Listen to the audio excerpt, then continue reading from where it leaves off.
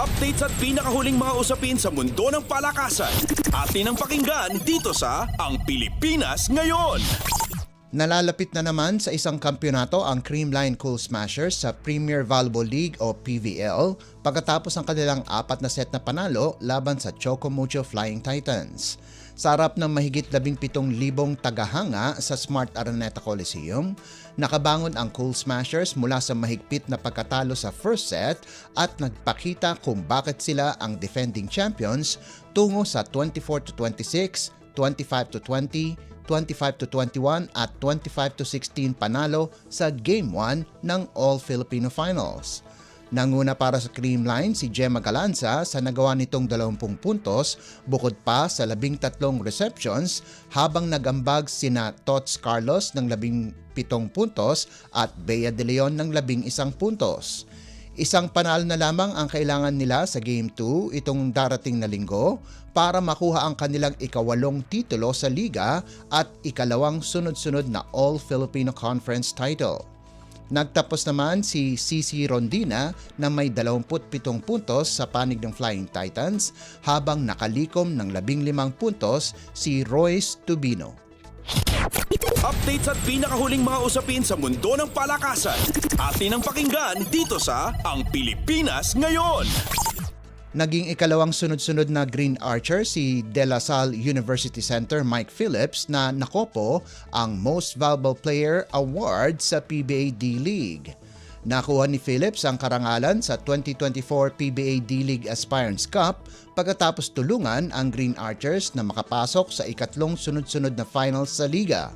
Sinundan niya si Kevin Kiambao na nakuha ang award nitong nakaraang taon. Dahil sa pagkawala ni Kiambao, si Phillips ang nagmando sa Eco Oil Lasal na nag-average ng double-double na may 12.3 points, 11.6 rebounds, 2.8 assists, 1.4 steals at 1.1 blocks.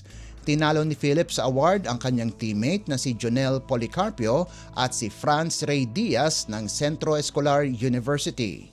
Sa ngayon, makulay ang basketball career ni Phillips para sa Lasal kung saan napasama siya sa Mythical 5 noong UAAP Season 84, ang titulo sa UAAP Season 86 at 2 magkasunod na titulo sa D-League. Isa rin siyang miyembro ng Gilas Pilipinas noong 2023 Southeast Asian Games sa Cambodia kung saan nakuha ng Nationals ang gintong medalya. Updates at pinakahuling mga usapin sa mundo ng palakasan. Atin ang pakinggan dito sa Ang Pilipinas Ngayon.